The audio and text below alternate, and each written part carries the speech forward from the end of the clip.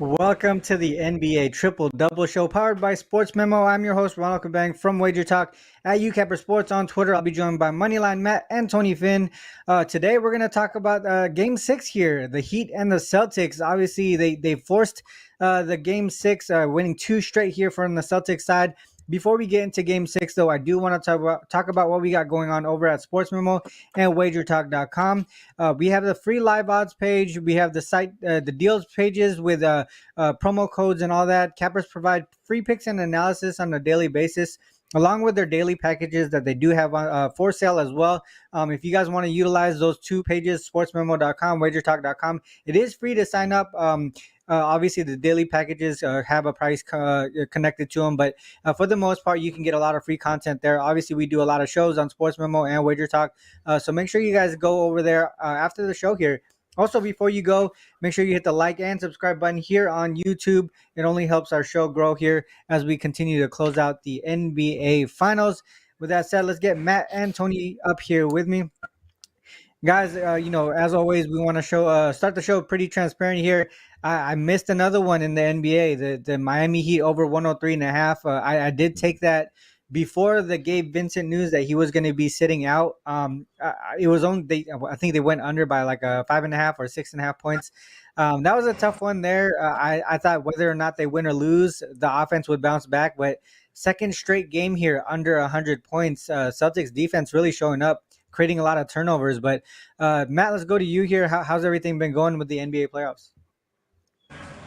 Yeah, NBA playoffs as a whole have been going very well. This round was definitely a little bit of a hiccup. As you guys know, I was on the Lakers, didn't do too well there. But have some futures with the Celtics. I do have Jason Tatum's leader in points throughout the series, leader in rebounds throughout the series, and Jason Tatum MVP. And as you guys know, I'm still holding out hope for the Boston Celtics here. I think they have a lot of momentum at this point in time. And, Ron, to your point, with Gabe Vincent out, and Tyler Herro still out, that's a lot of offense that they're going to be missing. So I think we're going to need a big game from Jimmy Butler, or we're going to be looking at Game 7. So, again, as always, I'm just excited we got some more basketball, and I'm ready to break it down with you guys. Yeah, Tony, I know we were in Slack, and you were mentioning, what's going to happen? Are we going to have a game? Are we going to have a show on Friday? I think you were pretty excited about it. So how's everything going with you in the NBA playoffs? Well, I told you I'd make the call so we'd have a show. and I did. You did make the call. And here we are. I just wasn't sure whether you guys, it's been a long season. Maybe you're ready to move on to the finals. I had a vested interest. I had a vested interest in Boston. I should be on tilt, but I'm old, been through this a few times, so I'm not on tilt really. But I had over the total. I had over the total in Game 4. And if you saw that game, I had 216.5, I think, came in at 215. But even Miami being down, and even the backups dribbled the ball down and held on to it when I thought, I got a 30-40% chance of getting this over because Boston didn't care, and Miami should just go to the rim and get my 2 and get my over, right? I'm quite certain that people here, maybe in our audience that are listening, that had the under saying, "Shut up, Tony." He did just the right thing, And then yesterday, I had a big play, a 5% play on Matt said he had Miami over. I had Boston over 211. Or maybe it was Ron. Maybe you said you had the over. Maybe it was you, Ron, said they had the over. Yeah. I had over 211 on Boston. Now, that game yesterday, you guys have fine eyes, and the eye test, and Miami for the most part was never even in contact. They weren't even, if you were a Miami fan, you left that game after the first quarter, maybe halfway through the second. You just basically said, "Look, I can see it, I see the writing on the wall." However, that 20-point fourth quarter, and I got it's just incredible. Those are 2 really tough losses, 2 total losses, but I've been pretty good with totals. I think I had over the last two NBA finals, I was 2-0 on big ticket totals until yesterday because I played that 211 over. I played big. I liked it. Not only that, I played the first quarter over. I played the first half over, and both of those cash. In their sleep they cash. So only scoring, getting only 45 points from Boston in the second half was a little disappointing because they could have more. Not only that, guys, I had Williams over 10.5 points and rebounds. 10. I had Williams over 6.5 points. 6. And he really wasn't that involved offensively. When the announcers are telling you guys, when they're telling the audience, listen, 4 Boston players with 20 points or more, and you have a backup, essentially a backup, a guy that's going to pick up some junk points or some maybe some sloppy seconds or something. You even with only a 6.5 and only a 10.5 on, you're feeling like maybe you're not going to get there, and I didn't. However, it's going okay. It's going okay. I had LA in a sweep, a 4-0 sweep, which was nice. Now, but the most important thing, I think I announced the most important thing is that I had a bet with Ski. Oh yeah, and I won that bet. That was like, that's the triple double. Yeah, man, that's pretty funny. I had a similar situation too with that total. Like you would think that it was gonna go over with the last minute or so. It was actually the Lakers game. I had over 224.5. I thought the Lakers were gonna foul, get Denver to the free throw line and push us over. They ended up playing defense that last 24 seconds or whatever it was. They trusted themselves to score with like 2 seconds left or whatever. So that was a tough break in that fourth, in the last 20 seconds or whatever of that game. So it just hit me, Ron. I feel your pain. I want to reiterate that because I didn't like that strategy at all. I didn't either. If you, I couldn't believe that that the King didn't go, go postal on that final drive. It could have easily been called foul, but they probably weren't going to call that foul in that situation as you just described with seconds left, 2, 3. For sure. But in a regular season game, not in the final seconds of a big game, that's probably a foul. Yeah, no, I definitely agree. Let's get into this game 6 here between the Heat and the Celtics.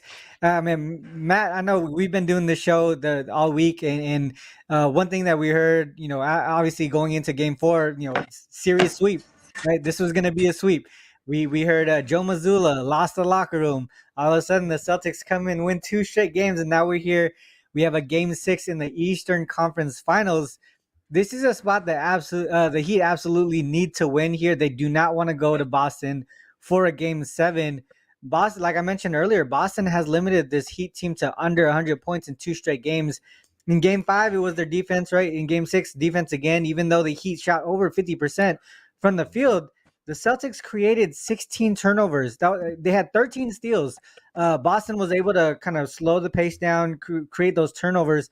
Those were the 2 big things that I've seen in Game 4 and Game 5 that were huge difference makers here. A couple of things to mention before we go to you guys to break this down. Since the 2006 playoffs, there's been 6 series where a team has rallied from down 0-3 to get to a Game 6. In all 6 of those games, the team that's down 2-3 has lost. The last time a series where there was a 0-3, right? It was 0-3 and it was forced to a Game 7 was in 2002. The Mavs. It was the Dallas Mavericks and the Portland Blazers. The Blazers took that series to Game 7 after going down 0-3. Dallas ended up winning that series. Man, this is a historic game. Yeah, I think historic series. Celtics have a possibility to win this outright, even after starting down 0-3. Let's go to you, Tony. I know you're pretty excited about this game here, and like you mentioned, very invested in this series. What are your thoughts on this one? Can the Celtics get it to Game 7? And obviously, I think if there is a Game 7, it would probably be on Sunday, if I'm not mistaken. So, if it gets to Game 7, your thoughts on a Game 7? I started writing some game breakdown in a small article, and I started the article out with, as you just outlined, Ron, what is the history of teams that are down 3-0? How far have they taken it? How many Game 4s have ended up in a sweep? All the percentages, and I just if it was virtual paper, but I just crumbled it up, threw it away because it's not really how I handicap. It's not really how I believe in odds or metrics, and it's equivalent to the guy that comes to the table and somebody's rolled 10 straight sevens, and the guy says there's no possible way he can roll another 7, and I'm pushing in. I'm not just pushing in on the don't. I'm pushing in the whole damn mortgage, or 10 mortgages, whatever the case may be. Every time you pick the dice up, every time you roll them, the odds are exactly the same to roll a 7. I don't care if you've rolled 2,000 straight. You pick the dice up, as long as we don't have weighted dice or we do something funny, the odds are the same. So what we have a Boston team that needs to win 2 straight. How many times do you think they've won 2 straight? How many times have they won 2 straight with a team that's really tired? If you saw Butler play yesterday and you paid close attention, they became a little more physical with Butler, and he didn't seem to have the same lift or jump or energy. He didn't touch the ball as many times as I thought he would. He didn't take over at the top of the key as many times as I thought he would without Gabe Vincent, without Tyler Hero, without Oladipo. I mean, you're looking at a backcourt that's pretty thin, and Boston did exactly what I thought they would do. If you saw off makes, off misses, they threw the outlet pass, tried to get to half court and start every position in transition, every single possession. It worked. That's really what created some of the turnovers. Was there became a desperation. I hate to say there's going to be a duplicate, or it's going to be a mirror game of what it was in Game 5. But some of the desperate feeling without Gabe and with an older. And I think, listen, I'm not certain that Lowry plays on half the teams in the NBA right now in a backcourt outside of Miami because he's been in that culture and they like him. And I like Lowry too, but too many sandwiches this offseason. Looks a little bit overweight, looks a little slower than he has in the past. So that said, you look at the stats and you broke it down, Ron. Pretty much same shooting percentage as Boston. Didn't go to the line quite as many times as Boston, but as far as rebounds, pretty even. Turnovers was the difference. That was the difference. The 16 turnovers, I think, is what Miami had to 7 or 8 or whatever it was for Boston. They were clean.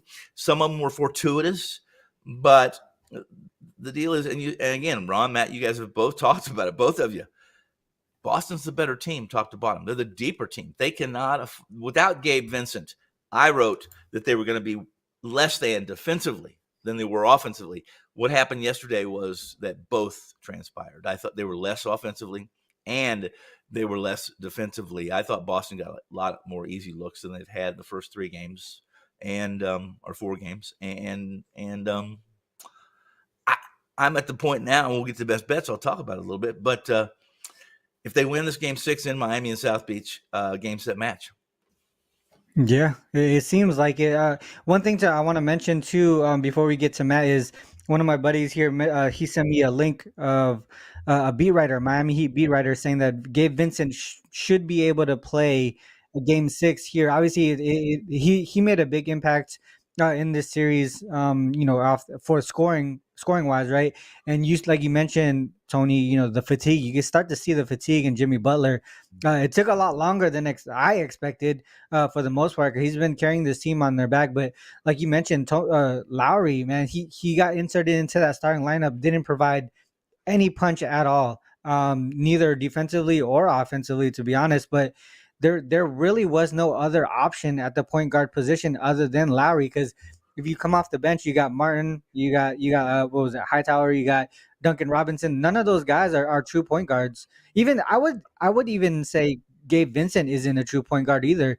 He's a 2 in a point guard body, in my opinion. So I don't know if Gabe Vincent coming back will be a big difference maker here, but for the most part, I mean, I think it would at least relieve some offensive burden off of Jimmy Butler there. But Matt, what are your thoughts on this Game 6 here? Yeah, for me, I personally think, we talked about it on the last show. I talked about it am I crazy? Because, I'm continuing to think the Celtics are going to find a way to win some games, to string some wins together and potentially win this series. Because, this Miami Heat team, and, Tony reiterated it, they're just not as good as the Boston Celtics. And that's the bottom line to me. This is the first time throughout the NBA playoffs that this Miami Heat team has also lost multiple games in a row. So I think that could be something to factor in. And this Celtics team, you even go back to the regular season, they're a very streaky team. They've had some weird stretches where they've lost games at home, and they've lost a couple games in a row, and then they rebound and they find a way to to streak some wins together after that. And the two-headed monster of Jason Tatum and Jaylen Brown, they still really haven't had that big game. And Jaylen Brown did get it going last game. He had 15 points at halftime, ended up with 21, so did miss the prop that I gave out. But he started to get it going. He started getting it looked like he was a lot more confident out there too, being more aggressive. Jason Tatum was facilitating well. He was still attacking the boards, getting rebounds, things of that nature. But something that I actually found very important on the Boston Celtics side was that of Marcus Smart. Marcus Smart was really struggling throughout this series, and now 2 games in a row, he's taken 10-plus shots. He had 11 in Game 4, and he had 23 in Game 5. So he shot 7 of 12, 4 of 6 from 3. And when you have those secondary players doing their part, contributing, scoring points efficiently, and they're next to guys like Jason Tatum and Jaylen Brown, they're going to be very tough to beat. Derek White came out, had a very big game as well, 20-plus points. And the guy who still hasn't really come out, broken out of his shell for this series is Malcolm Brogdon. And I understand Malcolm Brogdon may be dealing with some injury issues, but you see that on the Miami Heat side as well. It means you still have to come out, you still have to contribute. And when you look at the Miami Heat now, if Gabe Vincent actually does have a serious ankle injury or is playing and is a little hindered, it's going to be very tough for Jimmy Butler here because this offense gets thinner and thinner. And, a lot of guys have been stepping up. They've been incredibly clutch, a historic run for the Miami Heat. But everything that my mind tells me is this team is going to fall off at some point, and they've gone way longer than I initially thought. But I still believe this team is going to fall off here. And I think this Celtics team has a very good chance to come back, win this series. And, because so much is on Jimmy Butler now. If Gabe Vincent comes back and can't score, his 15 points, whatever it is, can't contribute effectively, that's a lot for Jimmy to shoulder. And, I know he's done it before, but when you have Tatum and Brown on the opposite side who can potentially match that, it makes it that much tougher. And then you're relying on guys like Max Strus. You're relying on Bam Adebayo to knock down all those mid-range shots. You're relying on Caleb Martin, Caleb Martin's been awesome, man. He has been playing some great basketball, both sides of the court. I really do respect him, even back from the Hornets days. He was just one of those grinder, blue-collared workers. You got to love the NBA guys who do that kind of stuff. And that's what this Miami Heat team is. It is a blue-collared NBA team, and you have to respect that. But for me, the line's at 2.5 right now. If you're on the Celtics, I would grab that 2.5 personally. Last time the Celtics were getting 2.5, 3 points in Miami, it climbed to around 4.5. So, and I think we might have a similar situation here, especially with the Celtics winning 2 in a row. I think that might be a public team as well. But for me, it's hard not to like the Celtics. I think too much is going to be on Jimmy Butler. And although I expect him to go out and have a good game, I don't think it's going to be enough. And I think the Boston Celtics are going to get this game in Miami. And to Tony's point, I think that's it. I think they go home, and I think they get Game 7 as well, and they have a historic comeback here in the Eastern Conference Finals. Yeah, I know we were talking about the Celtics side here. Obviously, I think we're all in agreement that this is possibly a situation where we see a Game 7 here. One thing you mentioned, Matt, was Marcus Smart and his the last 2 games being able to put up more opportunities from the offensive side of the ball, right? Being able to put up more shots. He went from 7.3. I was looking at props for this game specifically. It's going to be one of my best bets, but one reason why I'm going with Tatum, I'm pretty much going to say what I was going to say in the other part, the best bet section, but my best bet is going to be Tatum over as assists, because if you look at this situation with Marcus Smart, the reason why he's putting up more shots is because Tatum is becoming the facilitator. In the first 3 games of the series, Marcus Smart he averaged 7.3 assists on 11 potential. In the last 2 games where Tatum has been more of the facilitator, 4 assists on 4.5 potential. So they've been able to switch roles here and create more of a problem defensively for Miami with Tatum being that main facilitator, because now he's able to either drive, take the mid range, or pass it out and trust his teammates. And with that said, like defensively, Miami has not been able to figure out how to stop that yet in the last two games. Obviously, the defense of Boston has helped as well, right? Limiting Miami to under 102 straight. But that's one thing that I've noticed in the last two games that they've switched up offensively is having the ball in Tatum's hands a little bit more. And he's been doing a little bit better at not turning the ball over as much either. So that's one thing that I did notice. I know we touched on the side here, kind of all aligned with Boston, but what are your guys' thoughts with the total? Tony, let's go to you here. Yeah. My thoughts on the total were, as I played them, really, we talked about it a little bit, or I did a little bit, and that was game 4, where I had over the 216.5. It came in at 215.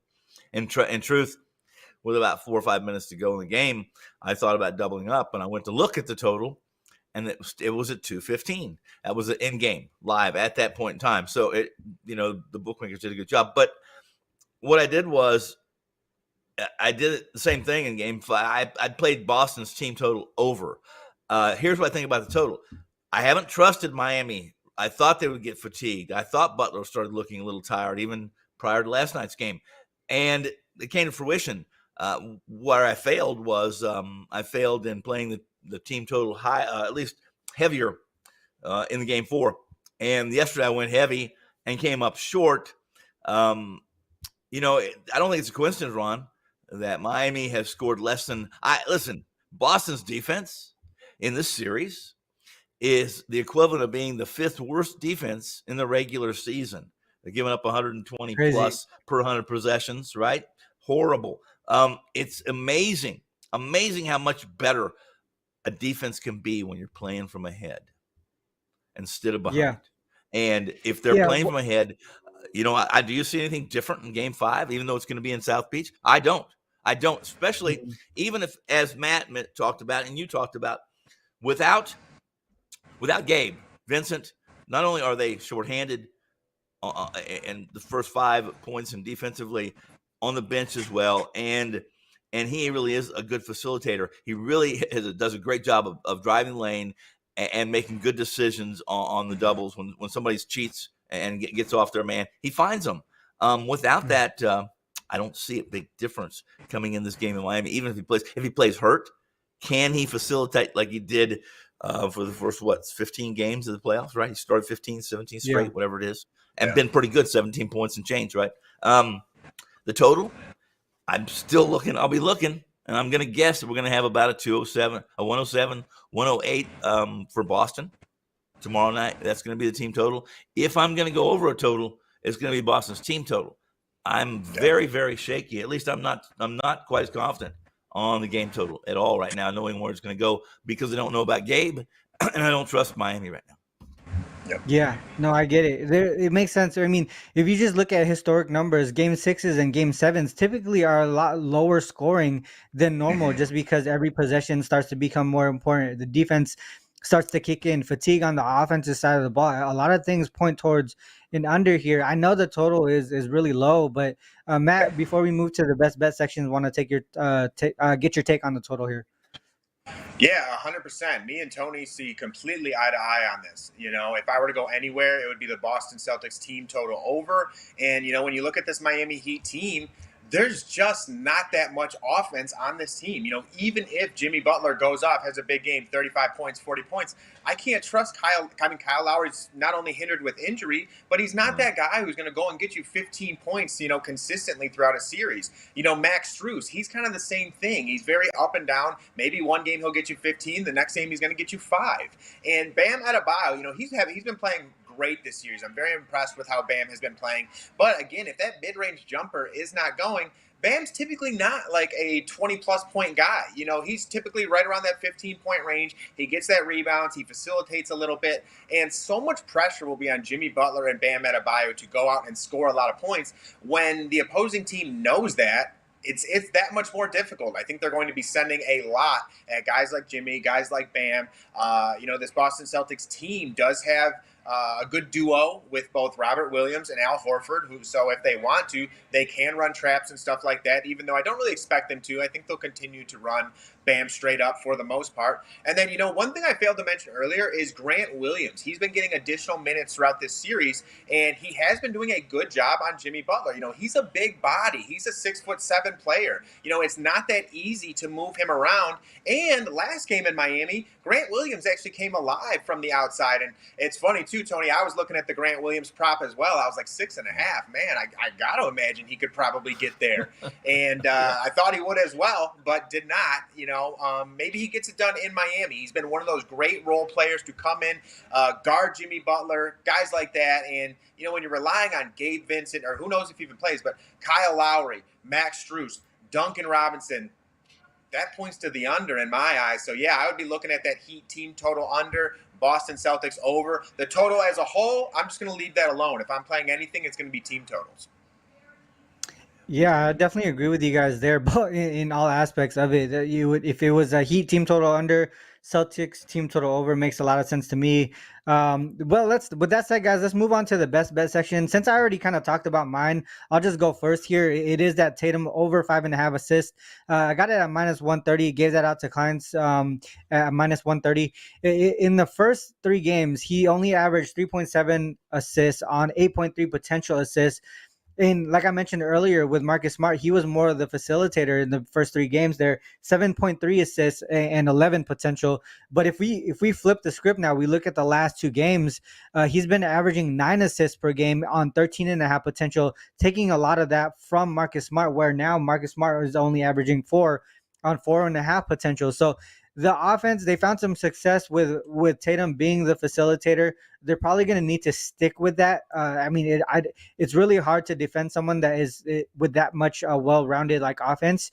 And if he's going to show that he's going to trust his teammates and be that facilitator that they need, that makes him a bigger threat offensively. So they got to continue doing that here, even in Miami, to force that Game 7. I'm going to trust that they do that. And take that over 5.5 assists. So that's my best bet for today's show.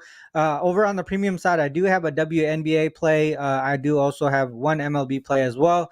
Obviously, we all of us touch on multiple sports here, Tony and Matt as well. So if you guys looking at packages, make sure you guys look at all the all access packages, because those are definitely more worth it than taking on one specific sport there.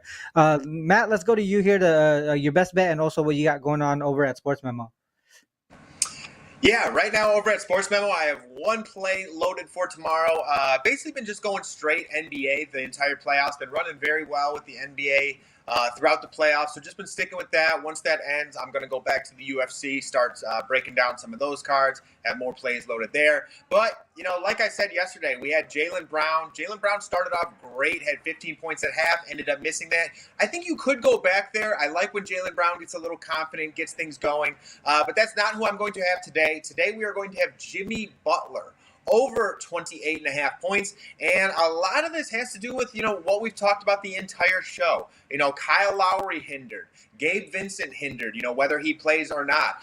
Max Strus inconsistent, Duncan Robinson, a lot of inconsistencies on this Miami Heat team, and Jimmy Butler is that focal point. He is that staple. If this team is going to go out and win this game, it's going to be through Jimmy Butler. Even if they compete, I think it's with Jimmy, because you go back and you take a look at even this Bucks series. Jimmy Butler was the one who took control. He gave confidence to this Miami Heat team that they can compete with anyone, and I think he's going to do the same here. I also think the volume, a lot of it just boils down to volume. When Jimmy Butler was really rolling, he was taking 20 shots. He was taking 25-plus shots at times. And I think that's what he's going to have to do in this game for this Heat team to even have a chance to compete. So we know who Jimmy Butler is from a competitive standpoint. We know how streaky he can get, how aggressive he can get, and getting to that free throw line. Jimmy Butler's magic number is generally 10 free throws in a game. 10 free throws for Jimmy Butler generally leads to a Heat win. Although I do not think the Heat are going to win this game, I think Jimmy Butler knows what he has to do to try and keep this close, to try and keep this game competitive in addition to that. So for me, I think it's Jimmy Butler over 28.5 points in this spot for today's best bet. Makes a lot of sense to me. It almost seems like a must-win situation here. They, like we said earlier, they don't want to see Boston in the game 7 here. Tony, let's go to you. What's your best bet? Also, what do you got going on over at Wager Talk? Over at Wager Talk, I do like Matt. I'll have a Game 6 report. I already started the Game 6 report. It's up. So it's in the shopping cart. You can get that and get it for $15 at Wager Talk. It's 15 because of the limited number of plays, or at least positions I've taken so far. But there'll be some additions, and this leads right into my best bet. If you like Boston to win this, if you like Boston to win Game 6, then you probably like them to win Game 7. I'm making some assumptions, but I think that's logical. If we can take sports from a logical approach, I'm not sure that's very logical, right? But because few things happen logically, at least as those informed would believe they would. Yesterday's game was a little bit of an aberration, right? I mean, Boston did exactly what I thought they would do. Many didn't. Butler, sits out the final. What's Spoelstra doing, guys? Butler sits out the final 9 minutes.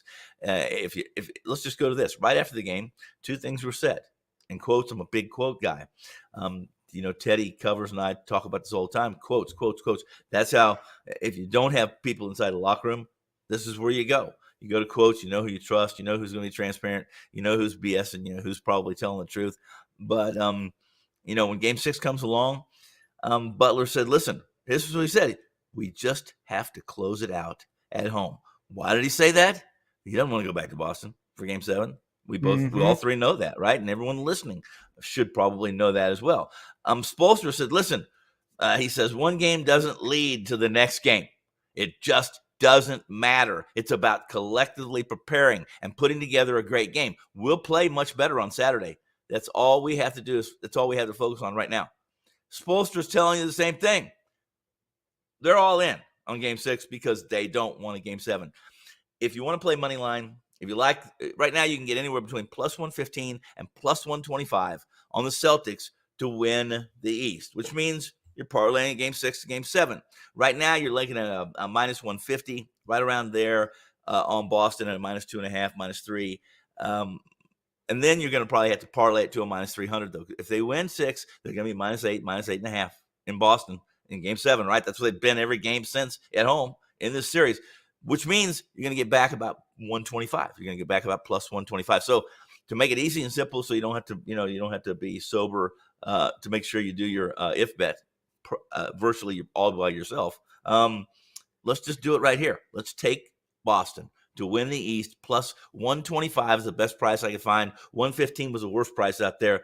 That means they have to win Game 6, Game 7. They move on to face Denver in the NBA Finals.